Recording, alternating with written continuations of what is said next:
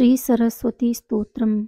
या कुन्देन्दुतुषारहारधवला या शुभ्रवस्त्रावृता या वीणावरदण्डमण्डितकरा या श्वेतपद्मासना या ब्रह्माच्युतशङ्करप्रभृतिभिर्देवैः सदा वन्दिता सा मां पातु सरस्वती भगवती निःशेषजाड्यापहा। आशासुराशीभवदङ्गवल्लिभासैव दासीकृतदुग्धसिन्धुं मन्दस्मितैर्निन्दितशारदेन्दुं वन्देरविन्दासनसुन्दरि त्वां शारदा शारदाम्भोजवदना वदनाम्बुजे सर्वदा सर्वदास्माकं सन्निधिं क्रियात्।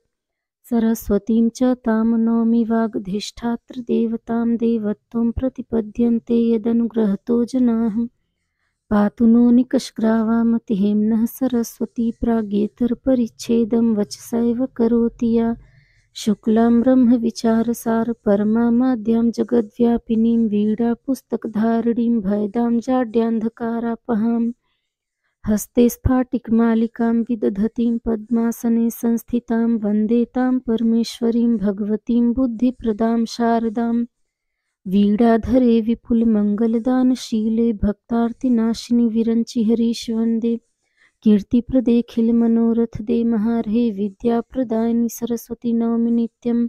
श्वेताब्जपूर्णविमलासनसंस्थितेः श्वेताम्बरावृतमनोहरमञ्जुगात्रे उद्यन्मनोज्ञसितपङ्कजमञ्जुलास्ये विद्याप्रदायिनि सरस्वती नौमि नित्यम्। मातस्तुदीयपदपङ्कजभक्तियुक्ता ये त्वां भजन्ति निखिलान् परान् विहाय। ते निर्जरत्वमिह यान्ति कलेवरेण भुवन्निभायुगगनाम्बुविनिर्मितेन। मोहान्धकारभरिते हृदये मदीये मातः सदैव कुरु वासमुदारभावे। स्वीयाखिलावयवनिर्मलसुप्रभाभिः शीघ्रं विनाशय मनोगतमन्धकारम्। ब्रह्मा जगत्सृजति पालयतीन्द्रिरेशः शम्भुर्विनाशयति देवि तव प्रभावः न स्यात् कृपा यदि तव प्रकटप्रभावे। न स्युः कथञ्चिदपि ते निजकार्यदक्षाः लक्ष्मीर्मेधाधरा पुष्टिर्गौरी तुष्टिः प्रभाधृतिः। एताभिः पाहि तनुभिरष्टाभिर्मां सरस्वती सरस्वत्यै नमो नित्यं भद्रकाल्यै नमो नमः।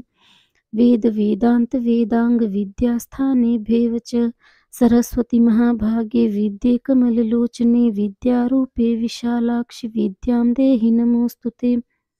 यदक्षरं पदं भ्रष्टं मात्राहीनं च यद्भवेत् तत्सर्वं क्षम्यतां देवि प्रसीद परमेश्वरी। इति श्रीसरस्वतीस्तोत्रं सम्पूर्णम्।